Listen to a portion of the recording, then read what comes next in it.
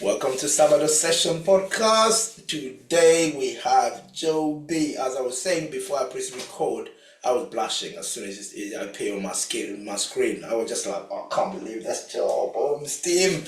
How you doing, sir? How you doing? I'm doing phenomenal. Excited to, meet the world champ for the first time. So how are you doing yourself? Bro, what you talking about world champ? That's overrated, bro. No, it's not. The pinnacle of the sport. Like you're the man right now, 83. That is overrated, bro. But yeah, I'm doing alright. I'm doing alright. It's just like getting into things. It's just like as a lifter yourself, when you go to that mountain and sometimes you stay there, you just want to drop down so you can start the prep again. But unfortunately, I have not been able to drop down mentally. I'm still out there. What I'm saying out there, not in terms of like the victory, but in terms of strength, right? Even Yeah. like my coach now, he's adding things into my program just to humble me. Because things like I've never done high bar squat before. It's Well, I pull got high high bar bar right squat. now. Do I got some you know what I mean? high bar pause sevens right now in my secondary. High bar pause That's sevens. but that's crazy. Me, I've never done high bar in my 8 years of lifting. Never in my life. And the next thing, like 200, 215 for like eight. Set of Yeah. eight, high bar. And I'm not lying. He's humbling me. Yes. Literally. You know what I mean? Because after World, of course, I went to do sauna workout. The strength is just there. And even like my pull. I did some deadlift sessions and I told him, I said, look, can you program something for my strength to go? I want it to go. Do you know what I mean? Because I think like everything that I'm picking up on the floor, it just snap it. Snap it. I'm thinking like, no, this is too early. I go Sheffield. I don't Yeah. want it to drop close to Sheffield. I want it to drop now and it will pick up again. But yeah, it is what it is. Mate, look, listen, my friend. I know before World or after you did your junior, I wanted to do a session with you, a podcast with you. The reason for that is like life, the peak was just like incredible. Every time I'm gonna tell, okay, I'm gonna get Joe tomorrow. Something happened with the kid. Oh God, cancel again, and I'll do Joe tomorrow. And then I mean, married people like me, the mission be like, oh yeah, I need to go out with my friends. You can't say no. Do Yeah. you know what I mean? So yeah, but I'm glad I got you now. Let's start up by I'm gonna drop back because I know you had a phenomenal day, Ronnie, but I'm gonna go all the way back. Sounds good. Talk me through about Joe. Why powerlifting? America is a continent. It's the size of a continent. You guys have got all the sports in the world. You have all the opportunity in the world to make it. But why powerlifting? Well, I initially started lifting in general when I was 14. I was going into high school and I wanted to get better at baseball because just I played baseball for over 10 years already. I stopped in high school at around, I think, going into 12th grade. But I initially, started lifting at 14, trying to get better, faster, stronger, be able to hit the Mm, ball harder, throw the ball faster. So I was like, what better way besides working out? So I did that in my junior year, but I just noticed that I was getting stronger and stronger, and I was kind of enjoying lifting weight and progressing and feeling better, looking better. I enjoyed that process more than actually the results on the playing field itself. So I was like, well, I'm so strong right now as a 14, 15-year old. And I had this gym buddy of mine. He was kind of like a mentor. He was 27 at the time, so he was quite older than me, and he was a power lifter. He played baseball as well, so kind of like the same passion. And he was like, "Yo, you're benching like near 300 at 15. I think you're gonna be a good power lifter." So I was like, "All right, I'll try it out." So I hopped into my first USA Powerlifting Federation meet, and at the time, I thought we're not supposed to squat. I thought it was just a bench and I deadlift was, I, only. I was, I was stopping you there. You see the names, the guys that are popping in, right? Yeah, yeah, yeah. Who's here? Oh, Carl Hi, Johansson. Joe. All right. So Surprise me.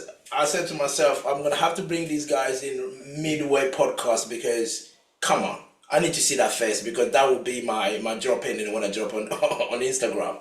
So yeah, guys, I was asking Joe about why he chose powerlifting. So yeah, in terms of like Joe, carry on in terms of what you're saying about getting strong at a young age. Yeah, so I joined my first meet. I did pretty good. I broke like the state records as like a teen one or something. And ever since then, I was just addicted to just getting better and stronger. So I quit playing baseball because I did go to college early for my senior year. So I subbed out just to, work out, power lift, and just, have a job. So I didn't have time to squeeze in baseball anymore, which is fine because I lost passion for that. And then I decided to just go all in on powerlifting, and the history was made there. So going, guys, from here, don't just wait for me to talk, or don't wait the questions come from me. Even yourself, Joe. If you have a question, just fire across. I want this to be a E3 conversation, right? All 83. So All right. Do we have yes. Carl, So, 83? oh, Carl, sorry. Can you just drop the news, Carl? I don't want to do it for you. Go on. Yeah, so I'm a fat man now. So literally, again, guys, I mean, this. I'm gonna throw this to Carl and since you guys join in, how do you guys feel when you look at this young man in terms of what he's doing outside of Carl? Man, when I saw your last deadlift, I was like, shit, this man is the future. Thank you, man. I mean, I low-key stole the celebration when you pound the chest. It came natural though. I didn't plan that out, but I think I stole it from you subconsciously. You did it well, man. You did it well. Thank you. No, but I mean, your performance, I think it's gonna take the class to the next level. And I feel like the 83s haven't really been like on the poster as much as compared to like other weight classes, but it feels like now, like with you, for example, like people are starting to talk about the weight class, and more people are getting, it feels like more and more high level lifters are like moving to the 83s, which is really exciting to see. I agree. True. That's a fact. I mean, So, yeah, to be and honest. yourself, go on. No, I mean, to be honest, like 865, come on. I mean, there's nothing to say. Yeah. Especially at 21. There's not much I can say there, to be honest, because like I watched that and I was like, okay, let's see what this Joe guy is gonna do. I mean, after nationals, and I was like, okay, that sucked because like you were on track to like do really well there. And then at the Rayleigh comp, I was like, what? Like, explain, make it make sense. I mean, when I was 21, I was still struggling to break 800. Like, I remember when like 830 was like, that's like a very good 83. And now it's 860 is the new normal. I guess so. Now it is. Like, Yeah, it's quite insane, man. It's quite insane. That was like good. I think, Joe, I got a question for you in terms of like, because you was a 74, I mean you guys called it 75, right? Yeah, USAPL, and you won that one, and of course you moved to 83, you came to IPF. So what was it, what made you decide to go up to the 83s? Well, with the initial weight class change from 74 to 75 after the USAPL split, I knew eventually I was going to go IPF, right? And having that extra kilo to cut, it just wasn't optimal because I am 172 centimeters tall. So that's like almost 5'8" over here in America. So I was like, I'm really tall for the class, like for a 74, and I'm already tall for an 83 because you got guys like yourself, you got guys like Russ, they're all, a little shorter than me. So hey, don't be disrespectful like that. I'm a good 5'7". What the hell is wrong with you? You're like 5'6", come on. No, I just felt like I was too tall. I was way too tall for 74, 75. And I was making huge cuts. So like my last cut, I went from 79.2 to 75 within a week. So I was drastically cutting the water loading, the gut cut. I took a laxative to shit a lot. Like it was that bad. A lot of spitting as well. I did everything I could to get to 75. And I was like, I'm only 21. I just turned 21 at the time. And I was like, I just have so many years to lift and grow and get stronger. So I was like, what better opportunity than is right now when this is the easiest time in my life to gain new muscle mass? Because every year starting now, it's just going to get harder and harder. So I'd rather just move up, get in the surplus immediately, and just, start the, I guess, newbie gain process all over again. I mean, that question probably I'm going to fire across to you as well, Carl, in terms of like, I know you're a fat boy now. Welcome to the fat club. Thank you. So what pushed you? What made you thinking, okay, because again, as a 74, you're a world champ. By the way, guys, it's only me and you are world champion. These two can't just share. Right? It's just me and you. So anyway, so I'm just want to make sure that, yeah, plus, probably just me and you are national champion. And you won one, isn't it? You don't even compete in nationals. I won one. Exactly. see, you know, our resume is going up. I know Joe will come and smash all of that next year, but yeah, but still now, let me take advantage of that now. But yeah, but in terms of like you going from 74 to 83, Carl, yourself, what made that click? What made you decide to go up? I mean, I've always had in the back of my head that I was like eventually having to go up. I mean, I actually started out as an 83 when I began powerlifting, but then I decided to cut down to be more competitive.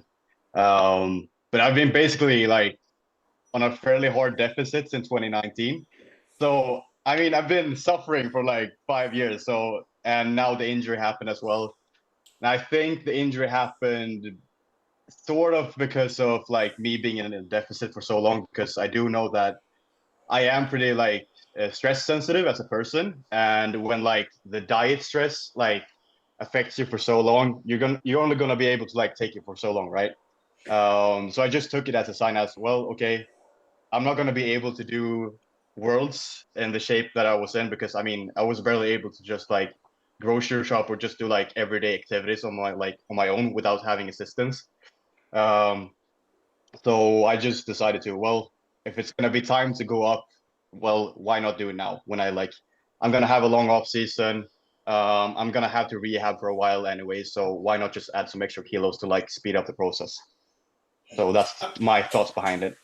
I think you Uh, touched on. Go on. no, I just want to like a quick question about that. Do you feel like you would have preferred to have moved up earlier, like when you were younger? Do you think like that would have given you a better advantage? Just curious. I mean, I don't think I would have done things differently, because I mean, I still got to do like I got to win worlds in the 74 kg class. I got to go to Sheffield. Um, so I wouldn't say I would have gone up earlier, because I mean, I still got to do some pretty cool stuff in the lower weight class. Although I was like suffering a lot while doing it, but I mean, it was worth it, right? I mean, you beat Taylor, mate. Come on. Do you know what I mean? You beat and me, I can say I beat Russ. So Borenstein hasn't done that yet. So Joe hasn't done that yet. Probably he was never going to get an opportunity to do that again. So, so you know me, I go one up on Joe. So when Joe comes, you know, when Joe come and smash us next year, but I still look at Joe in the face and say, yeah, but I beat Russ, you didn't. Yeah. But You anyway, gotta take the opportunities that you're given to, right? 100%, 100%. And of course, Carl, you mentioned injuries there. I think, Joe, I'm going to fire this across to you. You got injured after juniors. I was literally like, I kid you not, I put my kid to bed. I sat in front of TV. I put all the season Family Guy just because to keep my eyes open and wait for the nationals. And then you got injured. And I cussed you so hard in front of my TV. It was so bad to the point where my missus said to me, can you just shut up? You're going to wake up the kid. I was like, no, this kid made me wait until this time of the day just for him to get injured. Right? This is not fair. So anyway, you got injured, my friend, which was a disappointment. The disappointment was just not on you guys, on yourself and your coach, but it was on us as well. The fans that were waiting for Joe Borenstein to come in and show us what won. I mean, again, injuries is something, touch wood, it's not something I'm familiar with in powerlifting. You know, when I was playing soccer, the real football, I got injured. I know what that injury means, but you got injured, came back in, start firing again. How did you prep your mental state do that period? Because as a young man, it's really hard when you got injured in a comp like that, knowing I need to get back to that 860, 870 is not easy pill to swallow. So how did you prep yourself mentally? Well, at the time, I just took it day by day because when I initially got injured at the meet, I thought it was a 6, 7 month process just to rehab and get back to building and get that momentum shift. But then right after the meet happened, it was like 4 days after, I got a DM from Pete Spence. He's like, yo, someone got injured from Raleigh. I have an extra wildcard spot. Do you want it? And I was like, well, the way I'm feeling right now, probably not. But I was like, give me a week and a half. And he gave me that leeway. And I was like, all right. I did as much rehab work as I could. I got massages. I was doing everything I could just to get back to like a functioning state. Like Calle said, he couldn't even grocery shop by himself. That's what I felt like. I couldn't even take off my socks and shower by myself. Like I had my girlfriend do everything for me. So I basically rehabbed for a week as much as I could, and then I think around like 70% pain free. I was able to squat and deadlift, nothing significant, but just enough to feel like in 8 weeks. Because at the time it was 10 weeks apart, the meets. And I did 2 weeks of rehab, or I did the initial week, and then the week later I let him know that I was good enough to go. And then day by day, just feeling better and stronger, waking up and not having a super stiff back. And just, not I was trying to not abuse the painkillers, but ibuprofen and Tylenol, those work wonders. Like I was 3 to 4 of those a day. Like it got pretty bad. A lot of massaging, a lot of like deep tissue work. I leave X, get the rubbing cream on my back to numb it out. I did as much as I can just to get the movements going, because as I knew if I could just get blood flow to the area without too much pain and hindrance, I know I can get better, because blood flow, that carries nutrients, that carries the oxygen. So without blood, you're not going to get better. So sitting in bed is not the way to go. Movement is medicine. I went through as much movement as I can handle, and just slowly progress and adapt through that. And then I'd say around like 4 weeks after the injury, I had like my week 3 of my triples block. I did pretty good, and I had a huge momentum boost. I was still crippled though. Like after that SPD day, my back was toast. But I was like, I have one more session. I got one more triple session, hit some PRs and built some crazy momentum. And that's when I hit the 275 triple on squat. It was all out 10. And then I had a 3 count bench single with I think 205, maybe 207 or somewhere around that. And then I deadlifted 330, I think 2 or 330 for 3. So I basically tripled my I had a new triple PR on deadlift and squat, and a long pause PR on bench. And ever since that day, going into the meet, I knew I was going to be able to, hit some total PR. Regardless of 840, 850, 860, I knew I was strong enough to show up. Because Pete initially was like, yo, just come in, hit around 800, just have your face there. Because they didn't want to fill it up with I guess, not a no-name person, but someone with like face in the community to get people hyped for the meet. He's like, just come in, total around 800, you'll be good. And I was like, all right, I got you. So, things didn't turn out like that way. I felt a lot better than expected, and I just came in and I felt strong on the day, and I told You they, just decided to embarrass the entire fucking class. yeah. This is you're so disrespectful. I can't believe what you did. But anyway, Wait, we'll get to question. that. Go on, Anna. Does the 865 count as a national record? No, so it was a local meet. They didn't want, so IPF or the Powerlifting American Federation, they didn't want to, I guess, I don't know how it worked. They didn't want to like supply like the water test and the national judges for it. So Pete Spence had to do everything on his end to like get the meet together. So Oh fuck. Oh, damn. I'm so disappointed. I might just end up the podcast right now. yeah, God damn it. nothing is But official with me, I guess. damn it. But anyway, to us it is. To us it is. But I mean, again, I know you spoke about injury. One thing that I will clarify to the younger listeners: when Joe said, "Don't move or don't sit around when you're injured, you're gonna have to move," it doesn't mean go and squat 275. He's built different. If you're injured, go and find help. Go and find mommy. Go and find daddy. Do you know what I mean? Do not go back to the gym and squat 375 like he did. No. He's different. He's a different ball game. But again, Carl, this is go to you as well, because you got injured as well. Or when I saw it, I was gutted, because World with you, of course, we knew the phenom was coming, but still, those second place fight would have been interesting to have that match when you got injured. So now you're coming back. Of course, you're loading these weights and all of that. Can you just talk us through what happened with the injury and what's the process you've taken to get yourself back into it? So I think it was in the end of March or early April during like a deadlift session. I just felt like a small tweak, right? I think it was like I just hit my single. No, it was on my top single. I just couldn't move it on the floor. It was like 290, 300, something like that. I've done it like 1,000 times, but I just couldn't move it off the floor. Just felt like this sharp pain in my back. But then I felt like kind of all right afterwards. So I decided just like move on with my session and just like go very lightly. Didn't really feel anything until the day after. And then for some reason, it just like got worse for each day that went by. I just did like Joe. I tried to walk around as much as I possibly could, like as you said, movement is medicine, just trying to like prevent this as much as possible. But I mean, it just got worse and worse. And I think like 3 or 4 days went by, and then I was basically crippled. I couldn't do anything. And I think it was like that for maybe 8 to 9 weeks where I couldn't really like load the back at all. Like I couldn't even carry my own gym bag to to my training sessions. I had to have my friend like I had to call him over and just be like, well, I'm gonna train. Can you carry my like bag for me because I can't have anything in my bag. It was like that for maybe 8 to 9 weeks, and then I could like gradually start loading the back again. But it wasn't really like just a straightforward process of just getting back. It was like I stumbled upon a lot of like road bumps along the way. There was some weeks where it felt better than others, and eventually me and Joey found something that worked very well for us. And I mean, I went to physiotherapy like every week as well, just to get like weekly treatments. But eventually we discovered that one of the contributing like factors that makes me like hurt a lot in the back is squatting in flats.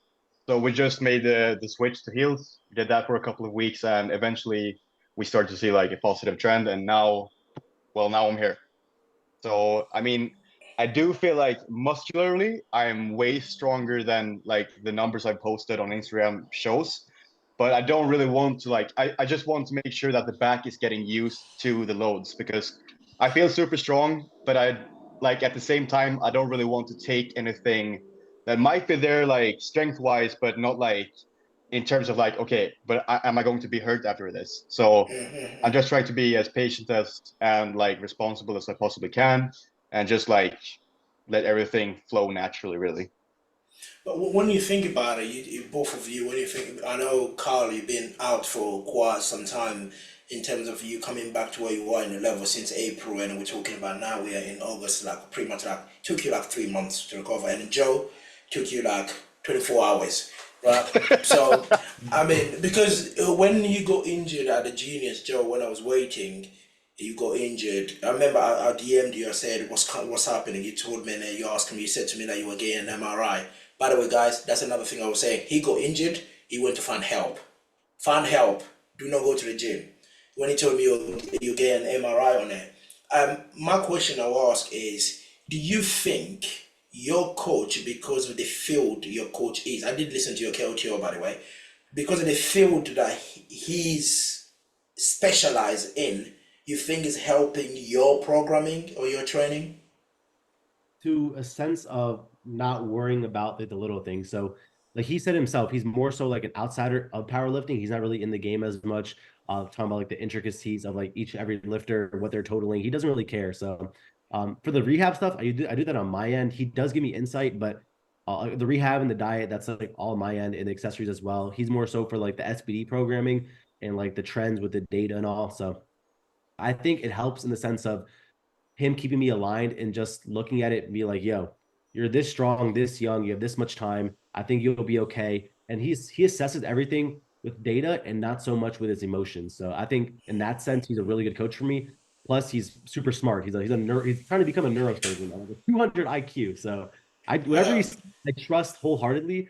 And I'm very like neurotic with my own programming and training. So having him to just be like, yo, I'm smart. You're good, bro. Don't worry about it. It gives me like an ease of mind type of thing. So Yeah, I did listen to him, and it's someone probably me and him will get along really well. Because when I'm focusing on one thing, I just forget the word exists.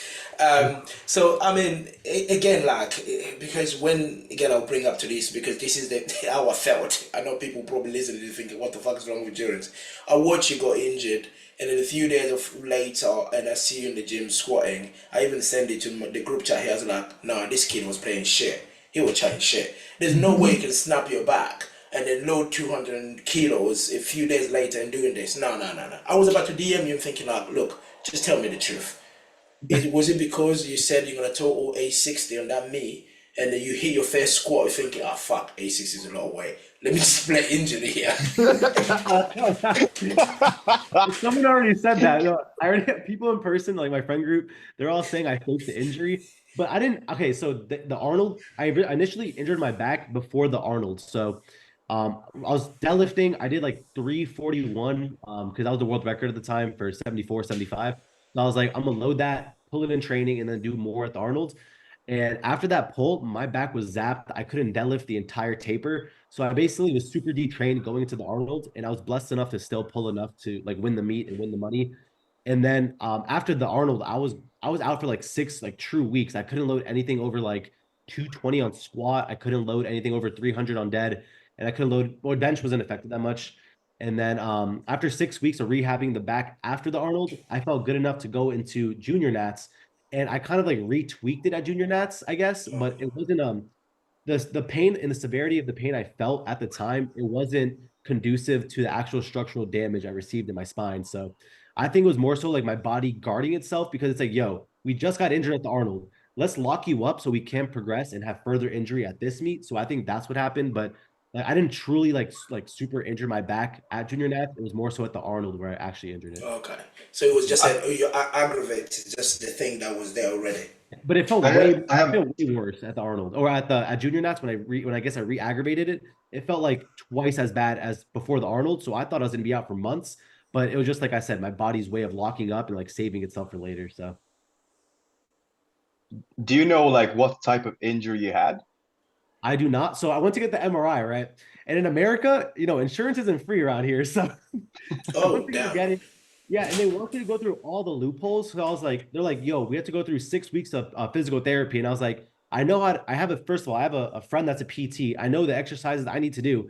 I'm not going to pay out of pocket to go to physical therapy for 6 weeks just to maybe get an MRI. Because initially my insurance was like, yo, you're not getting an MRI because they don't want to spend out of pocket. So they'd rather you go through Mm. PT and all that. And I was like, well, I'm not going through PT to wait 6 weeks when I have a meet in 10 weeks. So I couldn't do it. So it's something I know it's muscular because it wasn't like a disc issue at all. But it's not like a sharp pain. It was more so like a super like it's like a sore type of pain, but like times 1,000. So yes, there's sharp movements or sharp pains that when I move too hard, it may like Mm. occur. But I know for sure it wasn't disc related, which was like that was a huge blessing as is because a disc issue is that can be up to a year rehab. You just never know. But yeah, I'm pretty sure it's just muscular, something in the low back, like near the tailbone. Yeah, somewhere around there. Every time I talk to anyone outside the UK, right? Living in the UK, sometimes you think everything is shit. But when I talk to people like you, I'm thinking we live in heaven, man. Do you know what I mean? Everything you said there, I'm just looking at you thinking like, huh? What? Physical what? What insurance what? Do you know what I mean? So to us, like, listen, I break my back, I'm in A&E, the one that you guys call ER. I'm there, literally, holding every single doctor to give me an MRI. Do you know what I mean? It's straightforward. Yeah. So my question again, this will lead to probably, I'll bring you in Anna on this one. Because to be fair, me and you, as much as like you're younger than me, or you've been around, longer than Joe and Carl started as junior, and you decided not to do juniors because juniors don't count, apparently. Exactly. Um, is that the same perception, Carl and Joe? I'll start with you, Joe. Is that the same perception you have as well in terms of junior, thinking, junior don't count, man, I'm just gonna go straight up to the top and embarrass these older guys? Well, I think junior counts in the sense of like being a stepping stone to the open, but like one world title from open is worth like 5 or 6 junior. It's like Ah, he's gone. Oh shit. He will be back. Anyway, Carl, you answer that question. That Gino doesn't count for you as well. Oh, he's back. Go on, Joe. there we go. Yeah. What happened there? I think I just I'll, froze. Come on, man. You just let it won. go ahead. You just won Raleigh. You paid your broadband, bro. Come on. Come on. Go on. Carry on. Where'd I leave off? Winning 5 junior world title, it can't do like one of the open.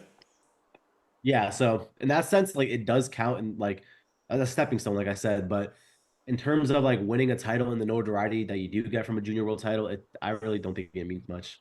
So it means, hence why junior don't matter. Carl, so what about you? Yeah, I'd say the same. I mean, I think the juniors is like, especially if you get to compete internationally, it's a great way to learn how everything works on an international championship because I mean the standard uh, that's like held in an international meet is like it's like nothing else like that you can experience like within your country. And just like having the experience of getting to like experience just okay, how is it to cut when I am like flying over to another country? I don't know how their food will be. How well do I have to be prepared? Just getting used to time zones now. Okay, I live in Europe and I've basically only been competing in Europe. So I don't really have experience with the time change thing. But I mean, just like having the opportunity to just like being able to learn and adapt to travel outside of your comfort zone, that does a lot. In terms of like what Joe said, like how much a junior world title means compared to an open world title, it's you can't compare it because in the open, that's when the real competing happens. Juniors and like sub junior stuff, that's in my eyes, that's just like a way for you to prepare yourself for the open. Unfortunately, some of the sub juniors, the junior, they don't even end up being an open. And have you changed Yeah, your that, mind since we spoke about juniors? I mean, that's exactly like what you just said. Like most of the juniors and sub juniors don't end up in the open, and most of the good juniors already compete in the open. And I think it's just like with the age of our sport. But right now, I think the current junior age of 23 is like way too high, in my opinion, because Yeah, I agree. by the time you're 20, like you're already at the same level right now as the open class. I don't know if as our sport gets like older, then we start to see more juniors. Like I don't know, Joe is doing like 950 by the time he's like 26 or something. But yeah, I think right now we just have it like way too young, and most of the good lifters are still young, and that just sets it up in such a way that the juniors end up in the open. The good juniors end up in the open, and also now with the having separate comps like junior and open comps, you could see juniors doing both of them technically. I don't know if that's why the IPF decided to split it up into two separate comps compared to when they had it all together at the same time.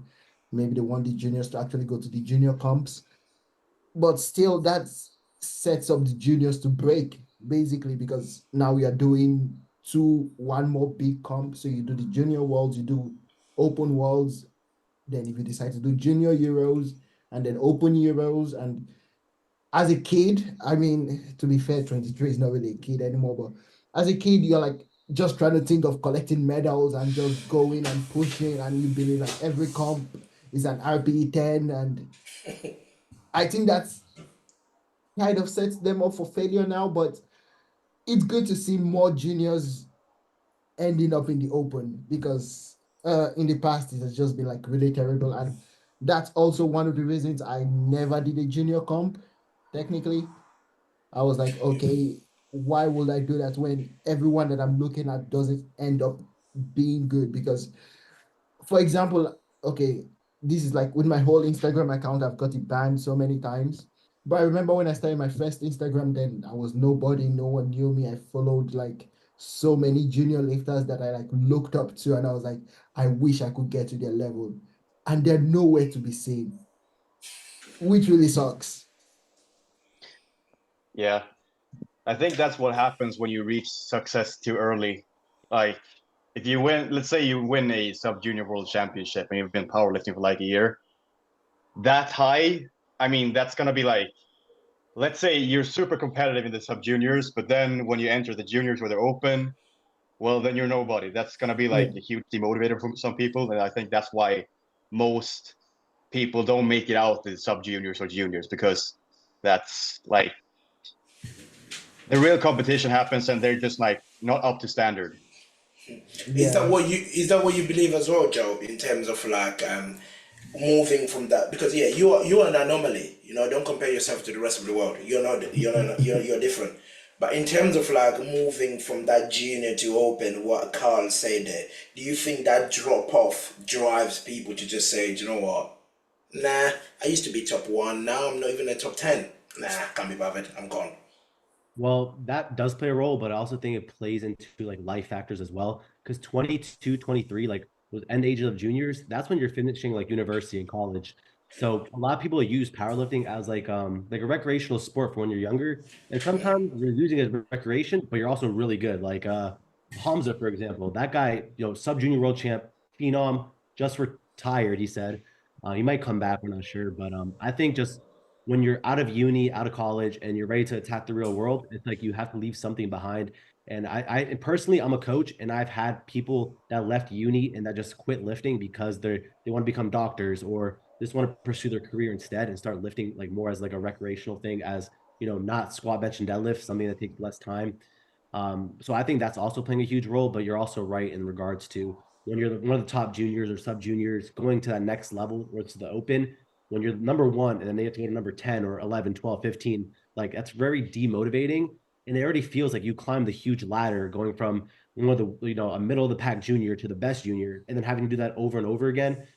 It could be daunting to some, but I think that mixed with life scenarios, those two play like a pretty big factor into whether or not you stick with powerlifting. So I will throw this question. So I'll start with you since I know, sorry, you just answered the last one. What do you think the actual junior age should be go up to, Joe? I think 20, 21, 21 seems like a really good age. Yeah. You're taking a piss because you just go to A61, A65 at 21. That's it. No, Wow. because 21 in America is the drinking age, so it seems normal. 21 is That's like a true. big here. True. Carl, what about yourself? What age? Yeah, either that or like as soon as you're not a teenager anymore. That works too. Yeah. Anna? I would say 20. Yeah, I think myself as always 20, but I'll pick it back to what you said, Joe, in terms of like at the age of 23, that's when probably you start planning a life outside powerlifting or outside any other hobby you had, because that's where the life starts.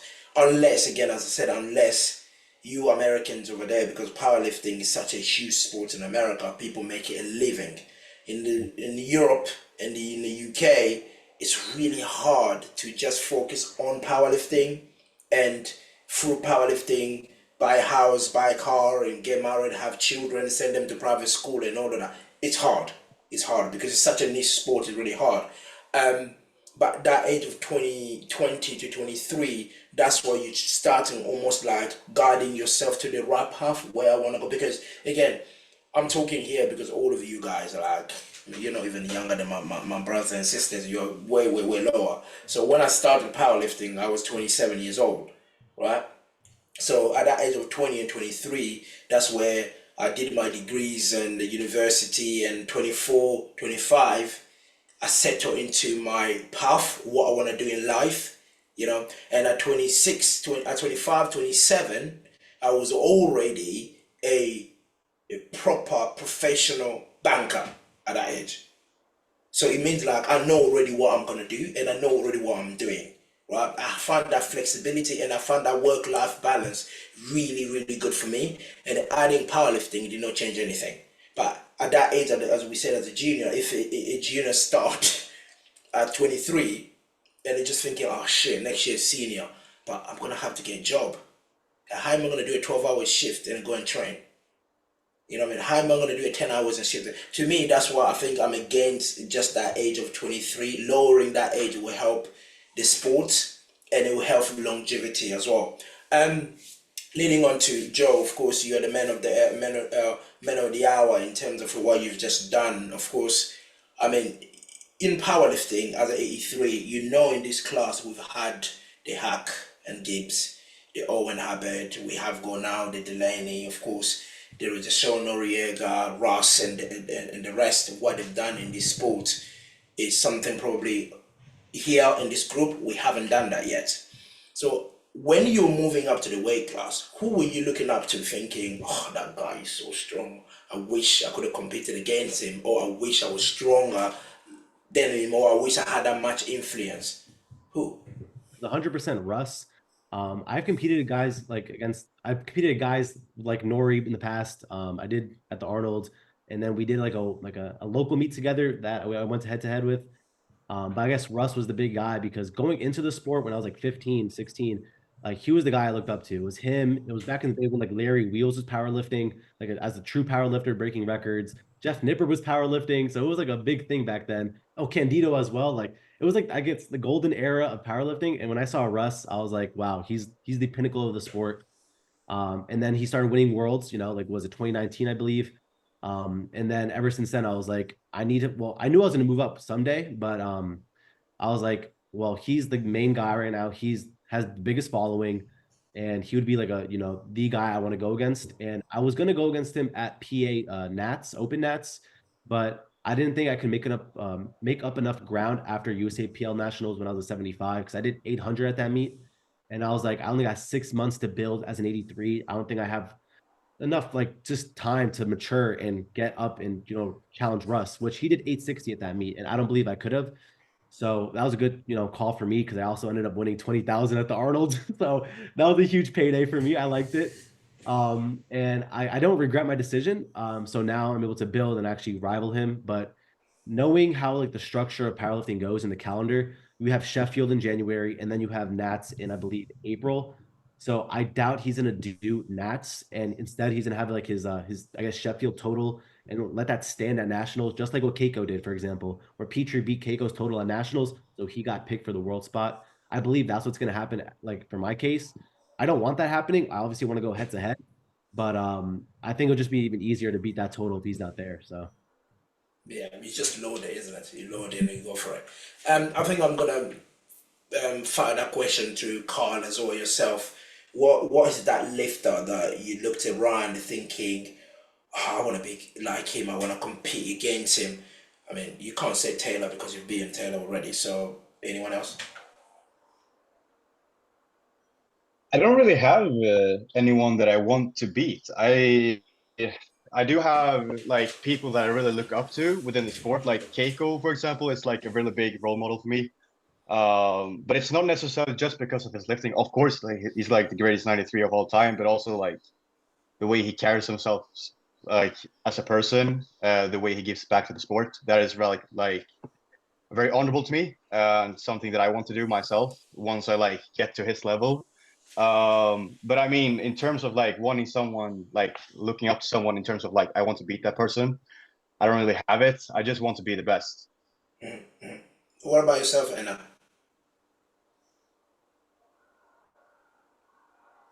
I mean, maybe Russ. I haven't beaten yet. I haven't beaten yet. So I mean, you tried. You always load to win. Remember, pull to win.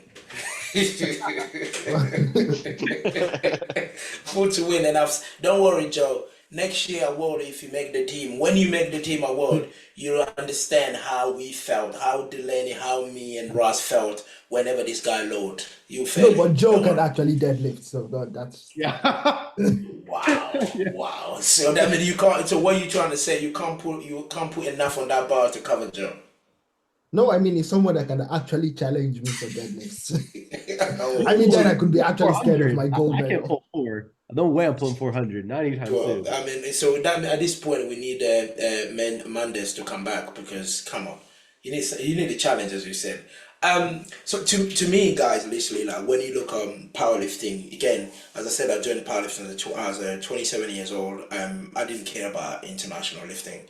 I only cared about Owen Abbott in the UK, and of course we had Dan. My whole objective was I need to get to the national so I can share the platform with him because he's the GOAT. You know, the guys that can bench 220 kilos, come on. So I mean, so I want to share the platform with him. But then again, when that happens and you start looking at the world scattering around, and I believe even now, if you ask me who is the best 83 lifter of all time, I'll tell you is Brent Gibbs. You know, because Joe, Carl, and you guys never met him. If you met Greg Gibbs as a lifter, you just look at him the way he's built, you're just thinking, the aura is just thinking, oh, fuck me, no matter how strong I get, I will never ever gonna be him or be like him. You know, even Russ now, Russ is beating Gibbs in 2019. But if you ask Russ, the person that still literally like strike fear into him was Gibbs.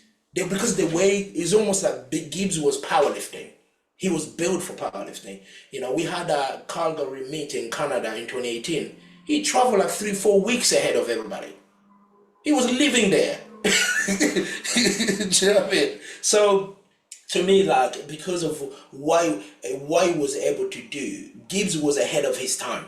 What Joe done at Raleigh, Gibbs did it in 2020 in his own gym when Sheffield was cancelled.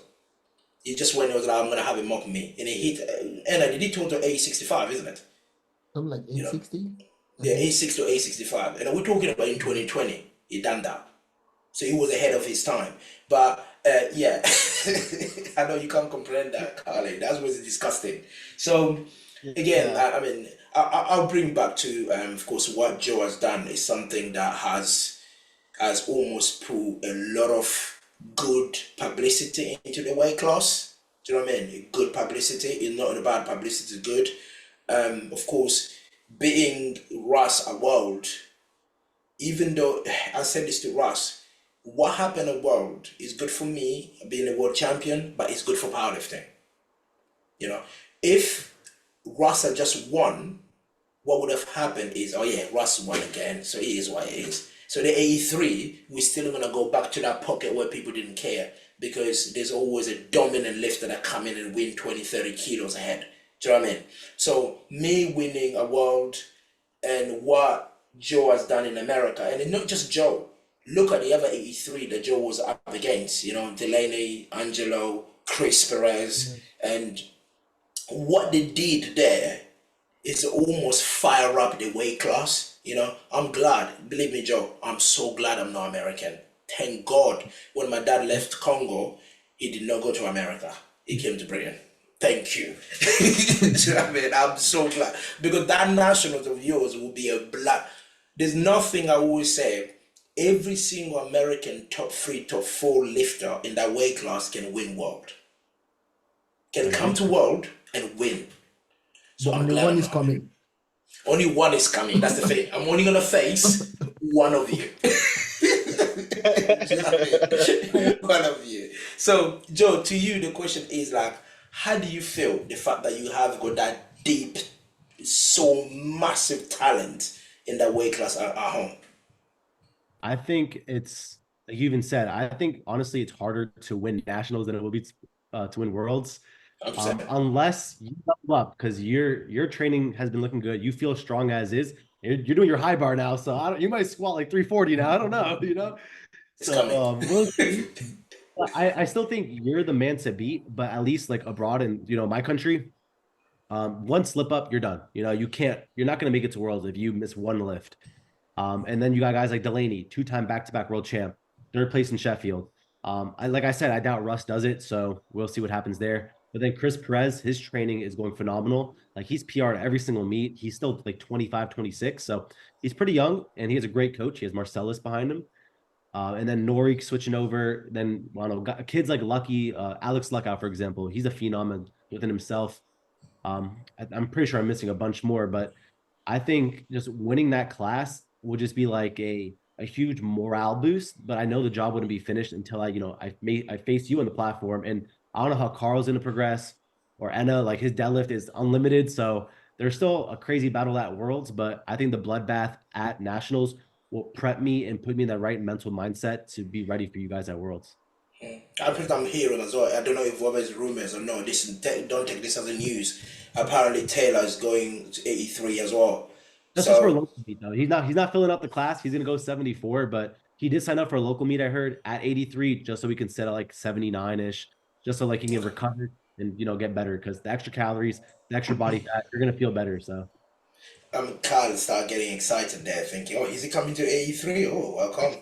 because Tim's gone up already.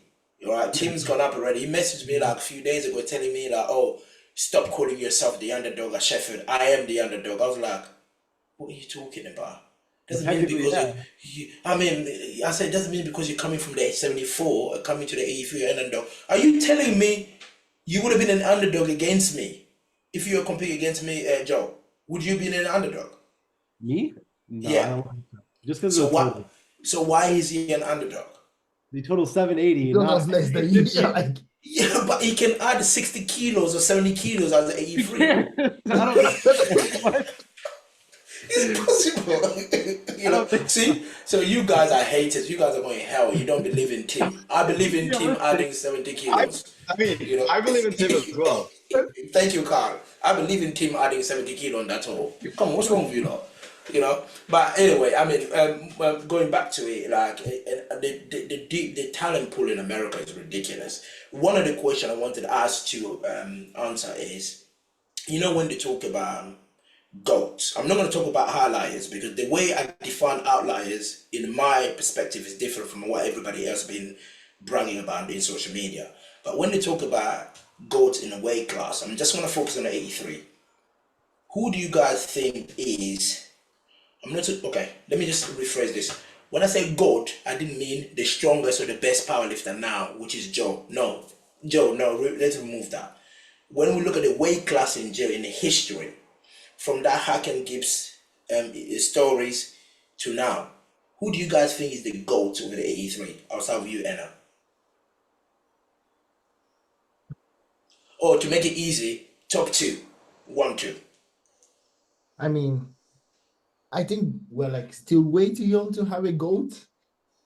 Like you've not had it. I mean, if I were to pick one person, it would be Russ. Okay. Russ. Okay. Carl, yourself? Yeah, I'd say the same because I mean, he's won worlds multiple times, but he's also been a huge influence for the sport. And I mean, I know a bunch of my friends started powerlifting because they started watching him on YouTube. I myself started out watching him a lot, like when I was beginning powerlifting. So he's been a huge influence for people to start lifting. So I think that's that's the main reason for why he's like a GOAT in 83 for me. Yourself, Joe?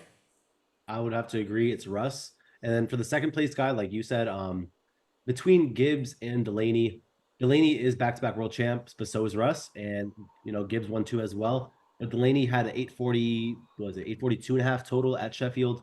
So he had the world record total, back-to-back Sheffield appearances as well. So I guess Delaney does get I guess, a slight boost ahead of Brett Gibbs. But Russ being two-time world champ and then the best 83 lifter on the planet for like 6 years, just having the highest total for 6 years, I think that's what puts him above Delaney, even though he didn't go to Sheffield. But that would be my top 3, I'd say. Russ number 1, Delaney, and then Gibbs. I think for me, it's hard. It's hard to go up against Russ. I know all the Russ fans and supporters, they hate me right now. You know what I mean? They really don't like me. Some of the comment I'm getting, I'm thinking, for fuck's sake. Just accept it. Well, it is what it is, sports. But anyway, Russ is, to me, he's the best. He's the GOAT. If we want to talk about GOAT in terms of like what Carl said, the influence he had on the sport and in the weight class, you can't take that away from him. Literally, he's sit up there. For me, even if Joe comes in and does 5 world championship back to back, it's still, yes, in terms of the accolade, is ahead of Russ. But the influence that Russ has had in the sport and in our weight class, I don't think that will be matched anytime soon. You know what I mean? Because it had such a massive influence. Just to piggyback what Joe said there, Delaney and Gibbs is, I was thinking myself as well, Gibbs, Delaney, but the thing is, I think Delaney representing the weight class to Sheffield twice and winning 2 world champ title, holding a world record total, you can't go past that him, to be saying he is one of the best. To be honest, if Russ was not the influence he had on the sport, to me, I would have put Delaney ahead of Russ. Just because Russ because of that influence that Russ had on the sport and in the weight class as well.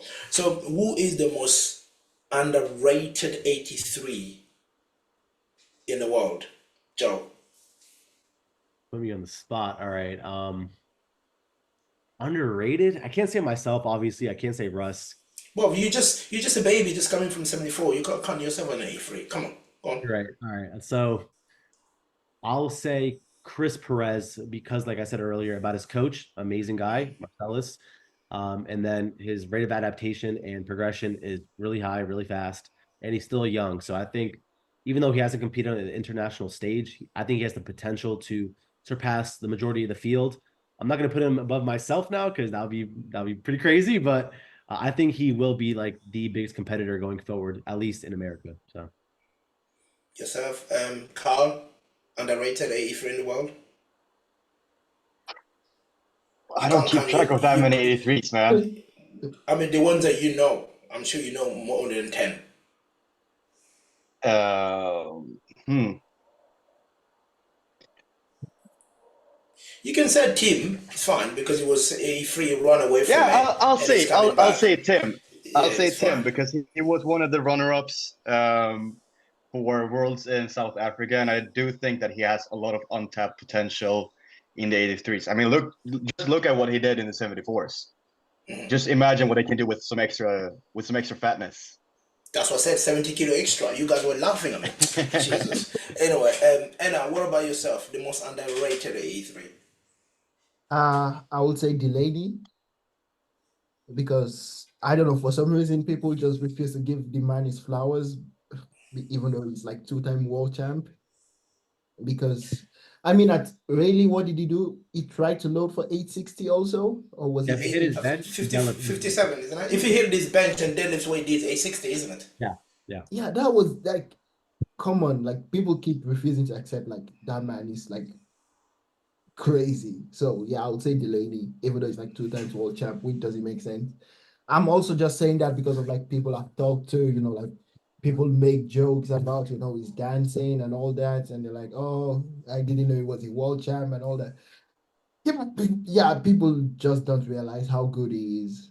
Yeah, it's damn good. He put fear into both of us, isn't it? Me and you, South Africa and bloody Malta. But to me, again, I think I know Chris is being underrated because he's really been off the radar in terms of he's not a social media guy, and you only see him when he lift. That's when you say, oh damn, this guy is damn good. Do you know what I mean?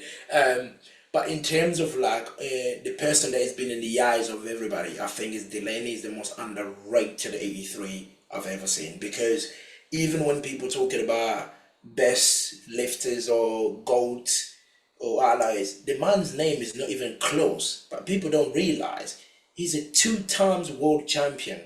He's a national champion, right? And he's been at Sheffield twice.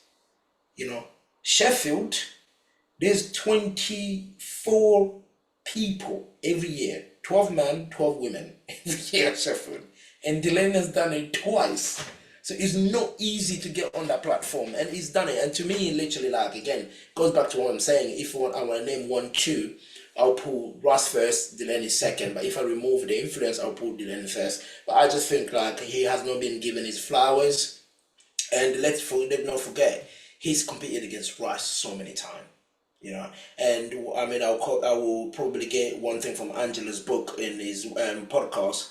What happened in Lithuania of me and Russ is what every single American dream for. And they've tried that for years. Like, anyone can beat Russ. Can anybody do that? And unfortunately, a Bushman from Congo come and do that. I know that's why people hate me. It's fine. I agree with that. It's fine. So leading on to guys, my next thing I want to talk about is, of course, we all saw Joe age 65. People are talking about how some of the weight class is undeveloped compared to the way the world record is. And don't get me wrong, I really believe, even now, the world record at 83 is mine. I still believe it's not big enough. That world record is weak. And I know it's so hard for us to sit here and talk about world record being weak, but that world record is weak. Why? Because of people like Joe. Do you guys believe that, Joe? What do you think yourself in terms of like the 83 record being weak? Just in proximity to the 74 record being what, 833. By definition, it's weak, right? A 12 kilo increase from the weight class below is clearly not enough. Then you have the 93s at 895. So we should be somewhere between both of them. So I think the total that I put up is like the perfect median between. It's literally the perfect median. It's 30 kilos from the 74 and 30 kilos from the 93. So I think 865 on the world stage should be like I guess, the goal at hand. But by the time next Worlds rolls around, I believe the 74 record is going to be higher because of Perk at Sheffield. I believe the 93 record is going to be higher. Well, Gavin's competing today, actually, and he said himself, 900 off second. Did you watch the meet? It's going on right now. It started at 11 o'clock for us. Oh, wow, never mind. Yeah. It's kind of late. Well, yeah, he said Didn't he say that it was going to like 923 or something? Yeah, he said 900 off second, then 923 off thirds, and then after this meet, he's cutting to 83. He said it himself on the YouTube video. So Yeah, I heard that too. I mean, Gavin says a lot of things, you know. Be careful, but go on. burning the ships, man, burning the ships. But yeah, if he moves down, that's another battle that I have to go against. Can't wait. But I do think back to the question that you asked, the 83 total is pretty low. But you just put up 850 a week after your world's performance. So That doesn't count. Don't worry. That doesn't count. other Like all the Rust fans say, they said it to me. They said to me like, some you know what some of them said to me? Oh yeah, that guy is on juice. That's not bro. normal. And then you looking at Russ and don't say that. Come on, bro. He's so jacked. I was like, of course I'm on juice, man. You know how much apple juice I drink every day? Ask Kendrick, he'll tell you. That's hilarious. I actually got a call with Kendrick later after this, so that's cool. That's it. I'm gonna fire Kendrick. Kendrick can't be no. He can't be nutrition for you and do it for Carl. It's and not do about for me. nutrition. No. It's about faith and religion. Don't worry about it. Okay, thank you. Different- Because if it's nutrition, it's fired. He can't be doing that. He can't be doing that. You know what I mean? That's the only advantage I have over some of you guys, to have a PhD guy looking at my food. But now Carl decided to go 83. Luckily, he told me on the text. I said to Kendrick, "You better watch out. One more strike, you're out." So anyway, I mean, moving from that, Carl, what do you think in terms of like that total 83 being weaker than the rest? Yeah, I do agree with what Joey said. And I do think like now, given that Joe has shown that it's like possible to get up there as an 83, I think we're gonna see the same thing as with like Perkins and Shell. I mean, one guy does it and just proves that okay, it's possible. Then the other guys are gonna like get closer to it. And then I think thanks to your performance, we get more publicity in the weight class, and we're gonna get more people into the weight class. Thus, it's gonna like get more competitive, right? So I do think that it's a bit too low, but I think it's gonna get higher just like by next Worlds. Yeah, great. Anna, what about yourself? I think all the records in powerlifting are low. The record that you haven't even touched yet, by the law. Yeah. I mean, I'm not like a genetic specimen. Like, look at me. I did like no sports growing up, and I'm like one of the good 83s. Like, I don't think we have like, we've maximized talent and we've maximized like commitment to the sport. Because there's no reason why like records should be breaking like every year if like the records are like high enough. Like, look at other sports. I think I even talked to Pete Spence about doing something about comparing the progression of records in powerlifting to progression in like track and field, for example. And I would expect that, powerlifting's progression is still like at its early stages where like records are like breaking every comp. And it's not like we're changing equipment or we're doing things that improve performances on the stage. We have the same bars, we have the same shoes. I mean, maybe sleeves, but like most of that doesn't really add much.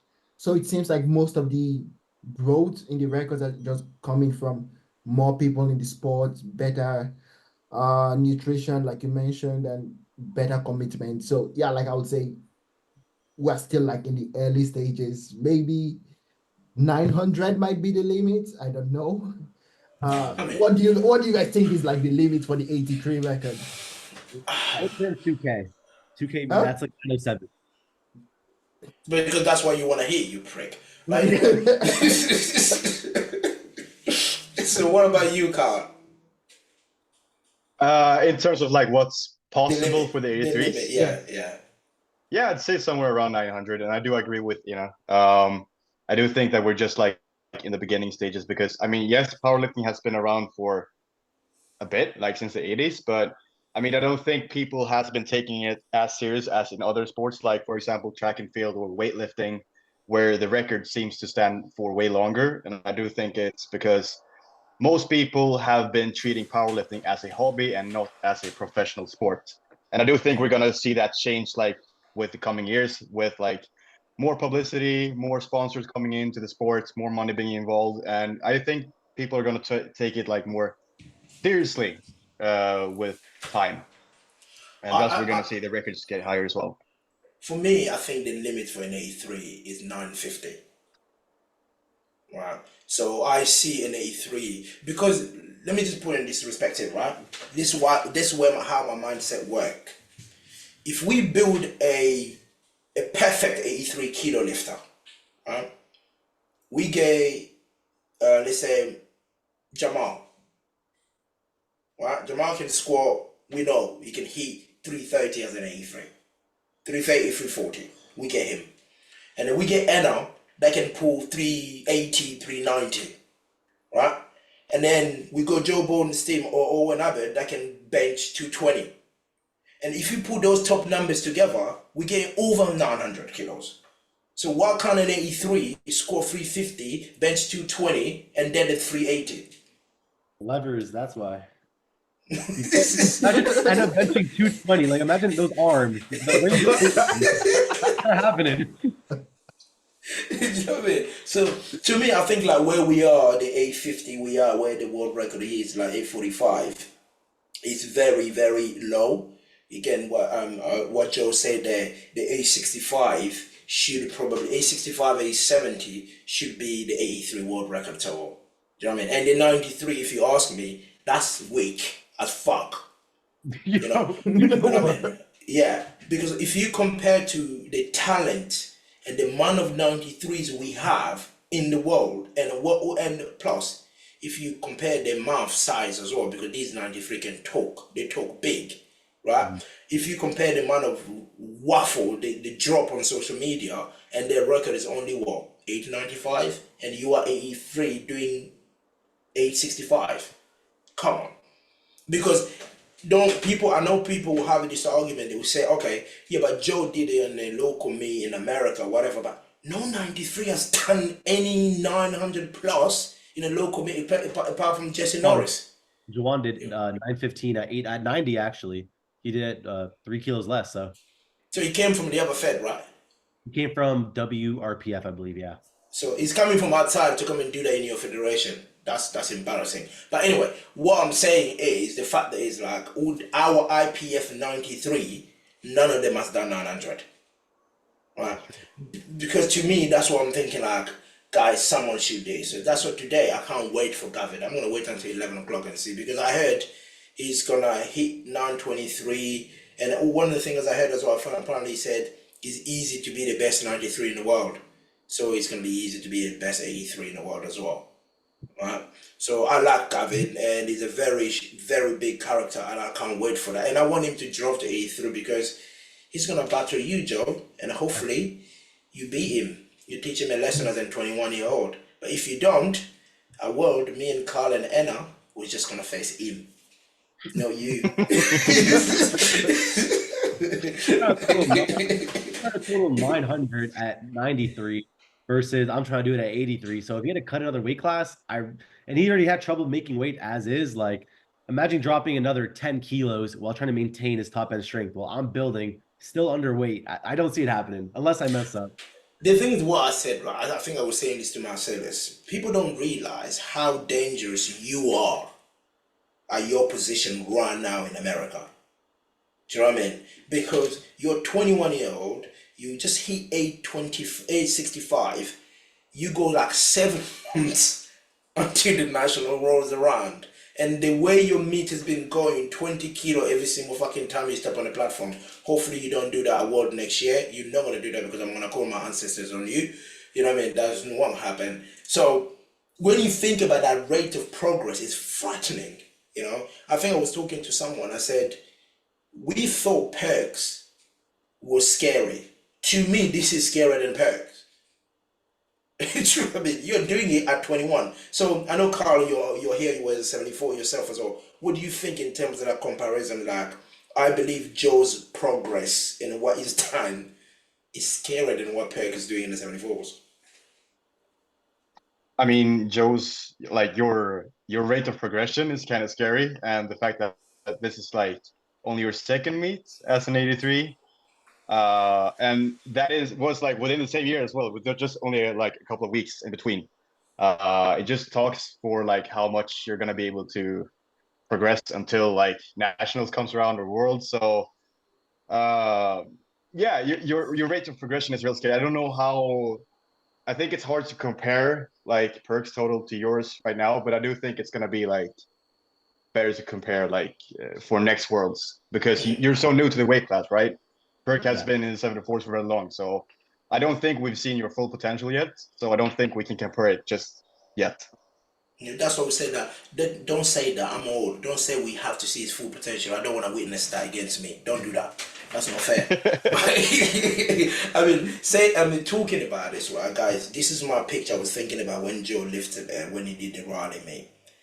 Just picture yourself now, Carl. You're part of that conversation now.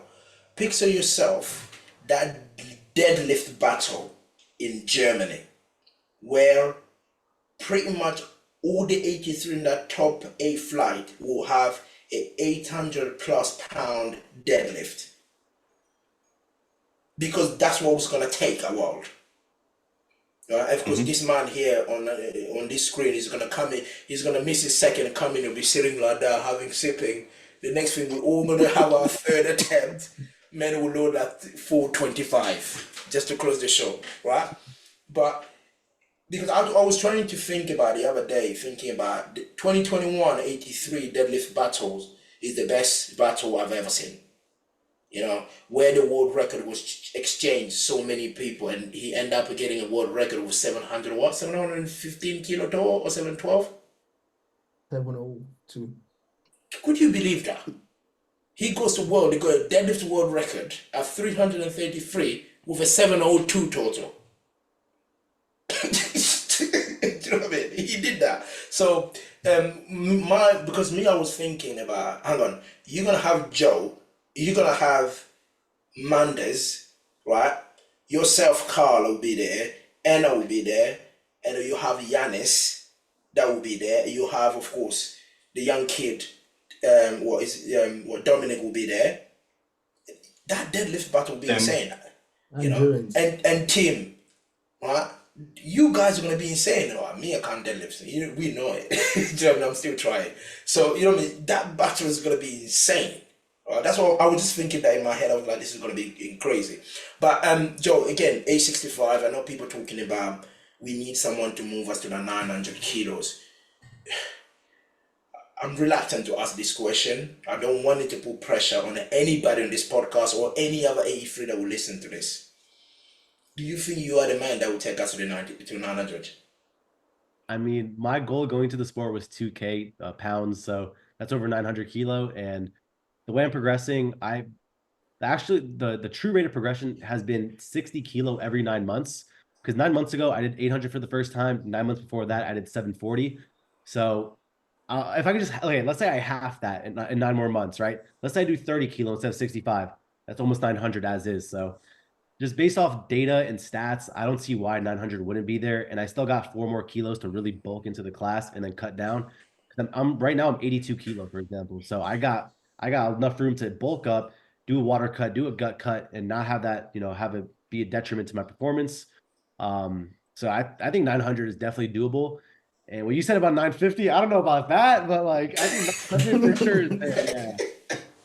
I mean, even 900 kilo itself is just, I mean, we can't comprehend these kind of things. I mean, again, Carl, moving to you, because your best is like what, 788? 785, I think. Yeah, so 785, and now you come into a class where you gave people that don't have no manners like Joe, totaling A65, right? And of course, N is easily for you to catch anyway, by the way, don't worry about that. How do you feel the fact that A65 is the number that will probably require to beat a world? I think it's doable to get there. Definitely. But I mean, when it happens, we'll see. But I can definitely see myself hitting anywhere between 850 and 860. But I mean, I never like to talk too much about like what numbers I'm about to hit and when, because I mean, you never know when you can hit that, right? But I'm pretty confident in my abilities, and I do think I'm gonna be able to get there fairly soon. But yeah, we'll just see when it happens. No, the reason I ask again, because me too, I'm not a number guy. I can't tell you what I'm going to squat Sheffield. I can't tell you what I'm going to bench or what I'm going to deadlift. I don't know. Do you know what I mean?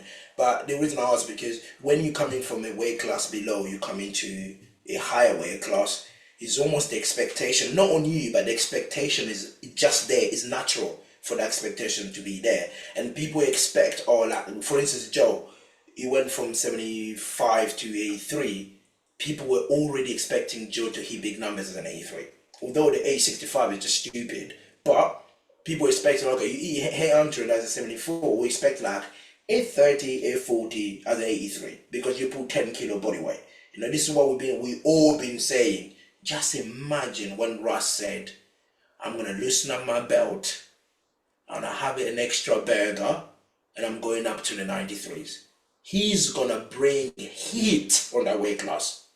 You know, and they'll feel it because the reality is he's done similar numbers at that body weight. So that expectation that comes with a body weight is always like, oh, you should be able to add 30, 40 kilos on your numbers. That's why I asked that question. But again, it doesn't always happen like that to other people. You know, to other people the other way around. We've seen what Evie has done. She dropped down to the bloody 52s and now she's this phenom that can be touched. You know what I mean? And Tim has done that as a 74 as well, although Tim, it did work because he ended up at Sheffield twice, and I think did he come second as well, right? Third, I think.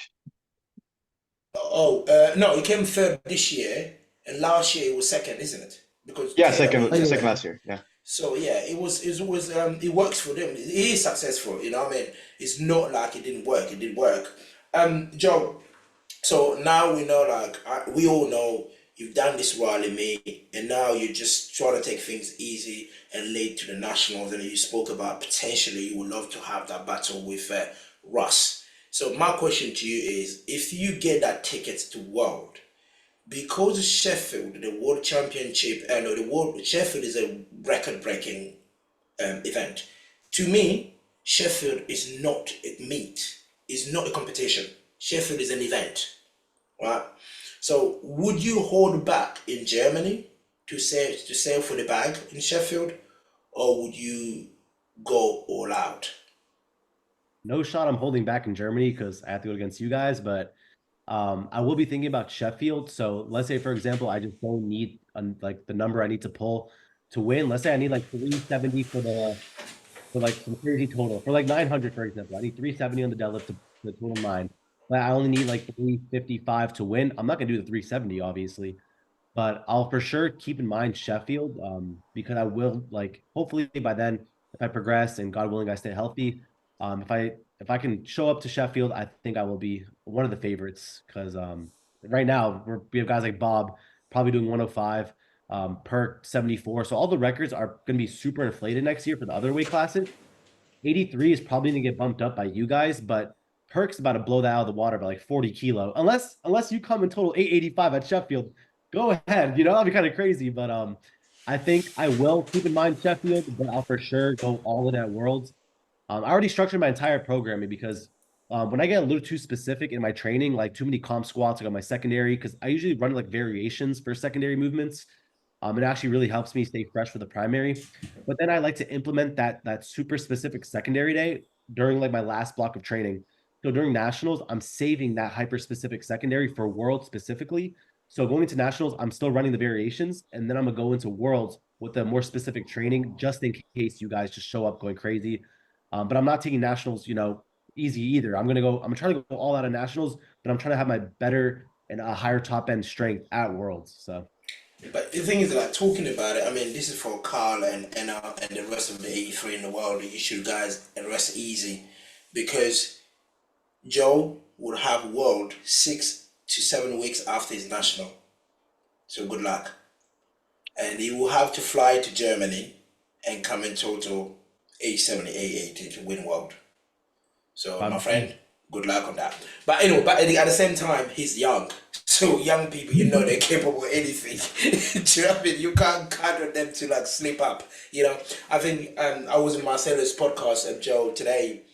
We were talking about questions I asked about who is the best or the strongest 83 in the world at the moment, yeah, I'm gonna probably throw that question to the guys here in terms of who do you guys think is the best and the strongest 83 in the world.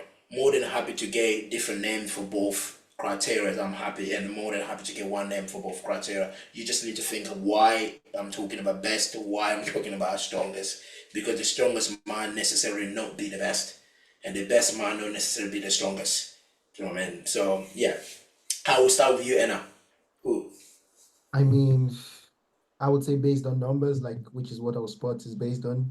The strongest is Joe, and the best is you. Like at the end of the day, you have the world title. Okay, Carl. Yeah, I'd say the same. I mean, Joe, you're like numbers wise, you're literally the strongest 83 in the world right now. But Jurins, you're the world champ, so you're the best. Wow, you're not just saying that because you're on my podcast, but anyway, Joe. I'd say the same thing, just repeating whatever they said. You're the best. I think I'm the strongest. But we're pretty, close in terms of top end strength. Like at Worlds, No, no. Are you taking the piss? We're not close. We're not close. You are too far. Go on. at Worlds, you're saying you'd have 5 kilos more on squat. I don't know, bro. That's an if. No. All right. You had at least 7.5 more on the subtotal, and you had at least 10 more on deadlift. That puts you at, what is that? That's 12, or what is that? 17.5 kilos more. That puts you at 8. I can't even do the math in my head. Right? That's 862 right there. You're right there, man. You're 17.5 kilos off, because you could have easily covered that spread if you really wanted. Look, just like Russ's fans, they said, Flex said this as well. If you added 5 more kilos on the deadlift, it would have been interesting. We don't know. Maybe we would have not moved off the floor. Who knows? You were stronger on the day. You were strong. Like, yes, like give Russ that squat. You were still the stronger man on the day, so it really wouldn't matter. You would have pulled whatever. You could have had 360 on that bar. You would have pulled it. So it would not matter. Yeah, I think our world it was. If you ask me my world experience, it was all the attempts we took at world. I will say this on the podcast, and I will say it to everybody openly. All the attempts we took on our world, they were not our top, our plan A. All of that was the plan B, because that's how much respect we had on these guys coming in. Like, look, let's not go too aggressive so you don't miss, because if you miss, you're fucked. Let's go slow and hit the numbers and get a panda. And I didn't care where I placed to get a panda. Do you know what I mean? I placed third, second, whatever. As long as I can get a panda, that's it. So on the squats, of course, we had like 210, 310, 315, but we said no, 310, that's what we're taking. Bench press, we had 187 top end. We said like 185. On the deadlift was one of them ones where you will load whatever you need to win. And at this point, even Christian was like 360, 365, we're loading it. And I was just like, fuck me, you can do it. Okay, cool, fine. I will be able to do it. So he's always like, that's why the meat pan out, the weight pan out, it was just like one of them days you turn up, you feel strong, you do it, and then the rest is history. But in terms of the question I asked, to me, I'm gonna be a little bit different from your answers in terms of who's the best, who's the strongest. To me, the best and the strongest, I would say, is Joe.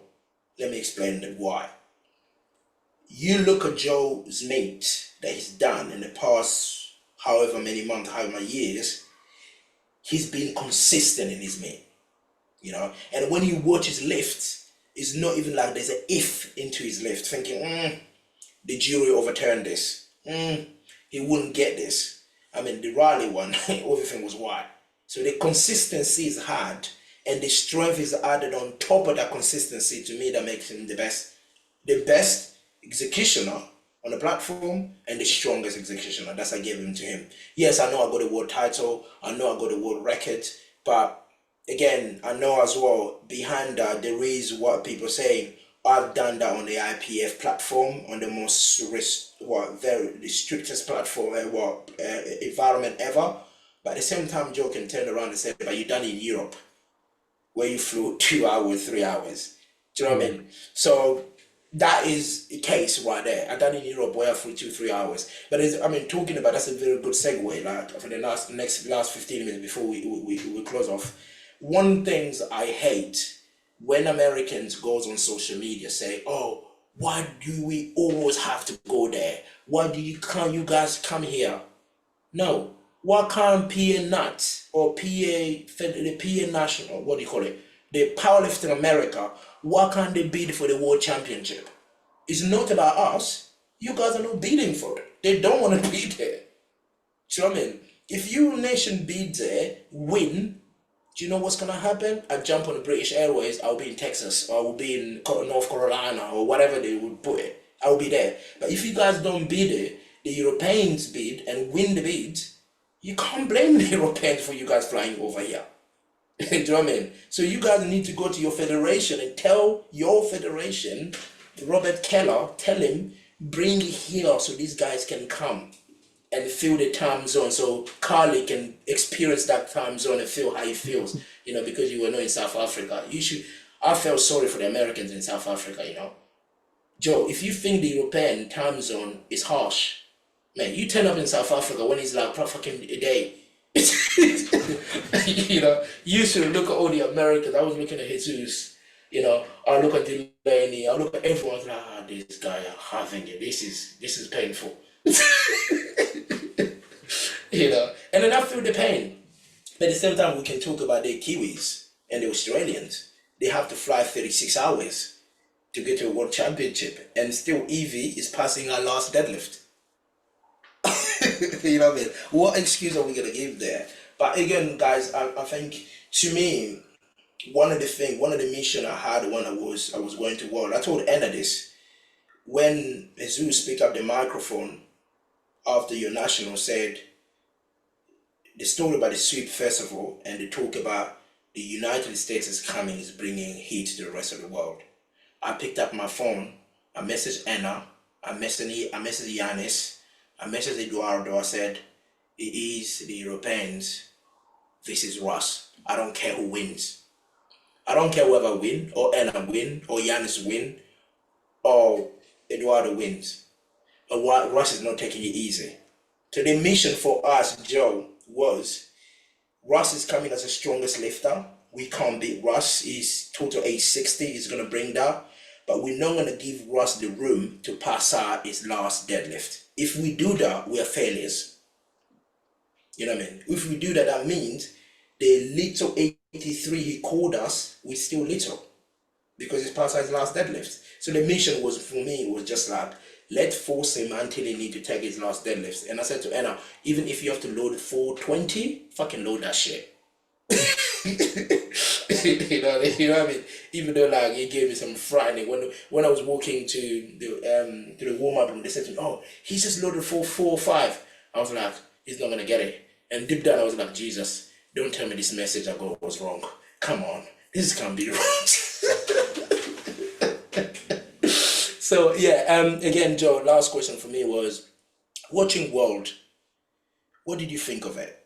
Not just the E3, but the entire experience. Because these guys have done World, they've been there, they know the experience. Yourself, what do you think of it? I think it just like lit a fire under myself, because watching all the world champions, regardless of the weight class, like Perk winning, even Jesus, like just watching history in the making and watching like where the sport is, it's like I want to be part of it so bad. And I feel like I'm just so close. Like I'm just knocking at the door. I just need that opportunity. I need the key to unlock it. And I feel like nationals is that key. That's the opportunity. And I just have to stay healthy. I have to keep progressing. But yeah, it just lit a huge fire under me. And I feel like I have so much room to grow. But yet I'm just so close. And that last step I need is just, it feels like it's taking so much longer than the first 100 steps I just took. And yeah, I enjoyed everything about it. Every single battle was crazy. Even the 74 with Shell, like you never know what he's gonna pull to win. And then watching your battle, that was the highlight of my week. Like that was crazy to see. Like I had on the TV with the flat screen. My girlfriend was out. She came home from work. It was like your last two deadlifts, and she just came home and she's like, "What's happening?" I'm like, "Jurins about to win this thing." So he's like, "No way." She's like, "Russ is losing. Russ is losing." I'm like, "Yeah, Russ gonna lose."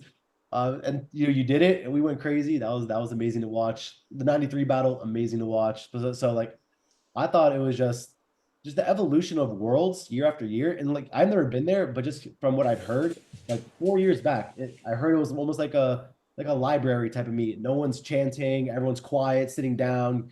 But now everyone has their drums they're bringing, everyone's screaming. It's pretty chaotic, I heard. So I just want to be part of the atmosphere and just experience like that world stage firsthand. Yeah, I mean, it's one of those one. I always say to people, it's one of the Sheffield is great. You know, I mean, especially Sheffield. Sheffield, as I said, Sheffield is a spectacle. Is an event. But the World Championship is just different because you're not just against one, two people. You're against the world. You know what I mean? See people wearing different attires and people speaking different languages. You know, some people walking to the weigh-in area. They don't want to talk to you. I spoke to in the podcast. Me and Anna was standing together, right? I was saying to Anna, if Russ walk around, I'm gonna give him a hug. It's been a while since he's been in the IPF. He walked in and gave me a look, bro. I froze. I sat on the floor. I swear to God, literally that look Russ gave me before weigh-in, literally drained every single energy I had. I felt like a hot flash straight. I sat on the floor. I was like, oh my God, he's on it. He's mean. He mean business. You know what I mean? I'm not gonna lie. I'll be honest. I was scared. I was like, oh my God, why have I done? You know, and I told him that. You know, he was like, oh no, it wasn't just about you. It's just like I'm just in that competitive mindset. But the Europeans, we don't have that culture. You know, even I compete against Anna. If I see, I mean, I go there. Me and Anna fly the same day. We're there. We spend time together. We go restaurant and left and right and center. When he comes to the platform, I want to eat him. I want to crush him. And when he comes to, he want to exactly do the same thing. That's why he always load to beat me. You know, he never load less anyway. You know what I mean? So my question now is, because I haven't met you yet face to face, do you have that same mindset of coming in, wanting to crush everybody so I can prepare myself when it comes to Germany? So okay, I have that mindset, but I'm not going to publicly display it, especially in person. Like I know a lot of competitors have that, and like for example, against Perk in 2023 Nationals USAPL, he had that mindset of like having the gaze. He tried to do mind games of like stepping on the like my warm up platform, and I was like, bro, like it's not that deep, man. We're just lifting some weights. Like in the moment, like me lifting, I'm thinking about just winning. That's all I really care about. But outside of that, like it can be like 10 minutes before weigh-in. I'm fine. I'm not gonna like be all, half ass or like have a stick up my ass. I'm gonna be like super, super joyful, playful. I'll be talking. Even during like between my attempts, I'm kind of like communicative with my coach and I like to joke around. So yes, I mean I'm locked in when I go to the attempt, but I'm more so like of a talkative type of person, just to get like my like anxiety out almost. It just helps. Because me, as soon as that deadlift drop, I forget about crushing all of you. Yeah, exactly. Yeah. Do you know what I mean? I just want to be friendly. I just want to hug all of you guys as soon as that drop. But when they say bar is loaded, I'm thinking, Joe, Carl, Anna, you kids are playing with this old man. I'm gonna crush the shit out of you. You know what I mean? The Raleigh meet, like during the Raleigh meet, with Delaney, I would go up and be like, "Yo, how are you feeling, bro? You feeling good? Like you feeling strong? Go get it!" Like I was like supporting this man during his lift, and I was talking to Joey Flex too during like the meet itself, and like when Delaney failed his last deadlift, I looked at him and I gave him a thumbs up because that's when I already won, and I was gonna go for like the all out win, just to win the money. So I gave Joey the thumbs up and I went out and I pulled 360. But throughout the entire meet, I was talking to Delaney and I was giving him fist bumps. I gave Chris fist bumps. Like I'm not too like aggressive and angry when I lift. We're so joyful and it's just me against myself. So That's good. That's good because even Ross's last deadlift, I told him, I said, "Bro, Ross, it's 335. Go and crush it. Just go and crush that damn weight." You know, Matt Gary looks at me. He's smart. I was like, I want him to crush it because you want someone to do well, and because if he crushes it and I miss, he beat me. It is what it is. He done better than me. So what? You know what I mean? We'll move on. So Carly, what about yourself? Do you want to be in your? Do you like being in your zone as well? You don't want to be talking to anybody? Like before, like I'm very talkative and like social with most of like my competitors with like before weigh-ins. But as soon as I like start to warm up, I'm usually like just in my own bubble. And it's not because I'm like super like I want to crush everyone. It's just like that's the way I need to focus when I compete. So I just like I'm a very like introverted person in nature. So I just like I need to close myself in when it's time to go. But before and after, I'm very talkative. I love meeting new people and just talking to like-minded individuals. So yeah. So German is going to be fun. What about Anna? I mean, of course, you talk to me. You and me like brothers. What about the rest of the guys? I mean, to be fair, it's basically the same with me. I mean, once it's go time, like before I show up to the comp, I already have my strategy. So it's like I'm not trying to like, do mind games and stuff because yeah, what really is the point? At the end of the day, you have to lift the weight. If you can't lift it, sucks. Yeah, Uh, this is what I always said. If you're beaten by someone stronger, bro, I mean, you were just weak that day. yeah, and if That's you it. like do all the mind games and you end up losing, like that just makes you look like a Bro, clown. bro, So just imagine if you come in like headphones in, you don't want to talk to anybody, you don't want no camera, you don't want to talk to your handler, and the next thing is you end up being fourth. yeah, you just like at the end of the day, like you're gonna be alone at the banquet and like Yeah, exactly. You're gonna be the and because yeah. what pisses me off is like you have got that mindset, because I had a word with Delaney about this as well in South Africa because I just want to be in my zone, dog. And I was like, okay, I get it. You need to respect people's space, but you need to think about this. If you are like that, to me, I feel like a rejection straight, right? And after the meet, you come to me and say, "How you doing, bro? Bro, am I your brother now?" Do you know what I mean? Before I was your enemy, now I'll be your brother. It doesn't work. But yeah, I just asked that, Joe. I just wanted to get your opinion in terms of that because it's really to me because powerlifting is such a niche sport. It's equally important for us to behave or maybe carry ourselves in a certain way as well because it set a precedence. It set an example because we go to world. Some people are coming in are newcomers. These are the people that watch us on social media. They've never been on that platform. And then sometimes when they see you in a warm-up room or on the street, they just want to have a chat or a smile. Your smile to a newcomer that you're competing in a weight class means more than anything else. Give them that confidence. Sometimes you have to find a way to push people up. That's why me, I always trying to talk to people as much as I can. As I said to you guys, when they said to me, your turn, as soon as they say the bar is loaded, all I'm saying is all of you on that bar. I just want to crush you guys. As soon as I drop that deadlift, it's done. It's over. I don't even think about it anymore. You know what I mean? So I can do whatever after. But yeah, guys, this was a wonderful one. I know you guys accorded me your time. It's been like 2 hours. Thank you very much. I really appreciate that. Again, I wanted to do this as just the 83 because what Joe has done in Raleigh, to me, he has given all of us that fire that these numbers are possible because I know he's 21, he's young, he's strong, his rate of progress is really high, but at the end of the day, he's a man, he's a human being, and we all capable of these numbers. We all capable of more. And I believe literally our weight class will be elevated, right? We'll be elevated to the new highs. Last question before we end, I promise.